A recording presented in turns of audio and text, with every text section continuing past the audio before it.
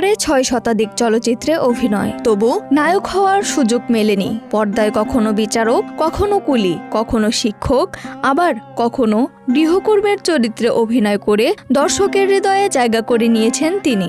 বাংলা চলচ্চিত্রের সেই পরিচিত মুখ জামিলুর রহমান শাখা আজ বয়সের ভারে নুজ, নানা শারীরিক সমস্যায় আক্রান্ত। তবুও অভিনয়ের প্রতি ভালোবাসা তাকে এখনও টেনে নিয়ে আসে এফডিসিতে, কারণ জীবনের শেষ দিন পর্যন্ত অভিনয় করেই থাকতে চান এই প্রবীণ শিল্পী। Premium commercial space is now for rent. Featuring ample parking and excellent accessibility, this 4,200 square foot space is ready. Elevate your business and call us today. Bangladesh চলচ্চিত্র অঙ্গনের মানুষের কাছে তিনি শাখা ভাই নামেই বেশি পরিচিত। ১৯৬৩ সালের দিকে এই তো জীবন নাটকের মাধ্যমে মঞ্চে অভিনয়ের যাত্রা শুরু হয় তার।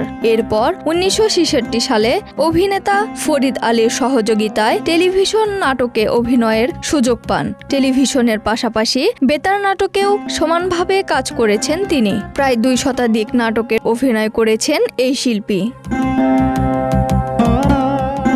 ১৯৯১ সালে চলচ্চিত্রে পা রাখেন জামিলুর রহমান শাখা। এরপর দীর্ঘ ৩.৫ দশকের ক্যারিয়ারের অভিনয় করেছেন প্রায় ৩৫০টিরও বেশি সিনেমায়। সম্প্রতি এফডিসিতে দাঁড়িয়ে চোখের জল ফেলতে দেখা গেছে এই গুণী শিল্পীকে। কান্নাজড়িত কণ্ঠে তিনি বলেন, যদি কোনো ভুল ভ্রান্তি করে থাকি আমাকে মাফ করে দিয়েন, আমার আর সময় নাই, আমাকে চলে যেতে হবে খুব শীঘ্রই। এটাই হয়তো আপনাদের সাথে শেষ দেখা, আর হয়তো দেখা নাও হতে পারে। বয়সের কারণে নানা শারীরিক সমস্যার দেখা দিয়েছে, ২ চোখেই ছানি পড়েছে, ফলে ঠিকমতো দেখতে পান না। পায়ের সমস্যার কারণে লাঠির সাহায্য ছাড়া হাঁটতেও কষ্ট হয়।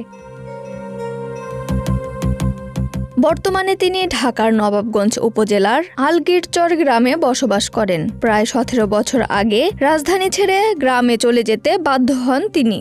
কারণ হিসাবে জানান, ঢাকায় পরিবার নিয়ে বসবাস করার মতো আর্থিক সামর্থ্য তার ছিল না। এখন পরিবার নিয়ে গ্রামেই থাকেন। ছেলে চাকরি করেন বাইরে, সপ্তাহে একদিন বাড়ি আসেন। মেয়ে ঢাকায় পড়াশোনা করেন। একসময় অর্থকষ্টে দিন কাটাতে হয়েছে এই প্রবীণ অভিনেতাকে। পরে শিল্পী সমিতির উদ্যোগে প্রধানমন্ত্রীর কাছ থেকে ১০ লাখ টাকার সঞ্চয়পত্র অনুদান পান। সেই সঞ্চয়পত্র থেকে প্রতি মাসে প্রায় ৮,০০০ টাকা পান তিনি।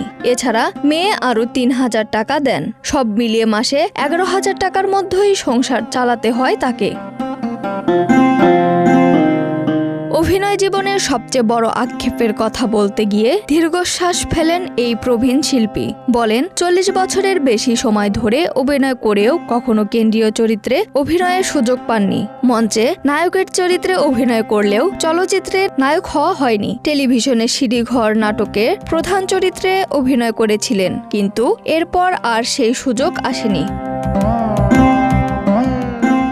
নিজের ব্যর্থতার কথা স্বীকার করেন তিনি। বলেন, নায়ক হওয়ার জন্য কম চেষ্টা করেননি, কিন্তু প্রযোজক পরিচালকরা বলতেন জনপ্রিয় নায়কদের বিপরীতে বড় তারকা প্রয়োজন, তাই তাকে ফিরিয়ে দেওয়া হতো। তার ভাষায়, আমি যদি যথেষ্ট যোগ্য হতাম তাহলে অন্তত একবার হলেও সুযোগ পেতাম। জীবন অবাক না করলে কে করবে? ২৮% মিল্ক ফ্যাটের অবাক করার সাথে ফ্রেশ মিল্ক পাউডার। জীবন অবাক করুক প্রতিদিন। তবে এত অপেক্ষার মাঝেও জীবনের প্রতি কোনো অভিযোগ নেই তার।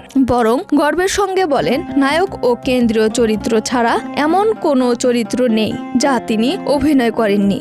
বাবা, বিচারক, শিক্ষক, কুলি, দরবেশ, শ্রমিক, চাকর সব ধরনের চরিত্রেই নিজেকে প্রমাণ করেছেন। ইসরাত জাহান ইমু, ঢাকা এক্সপ্রেস।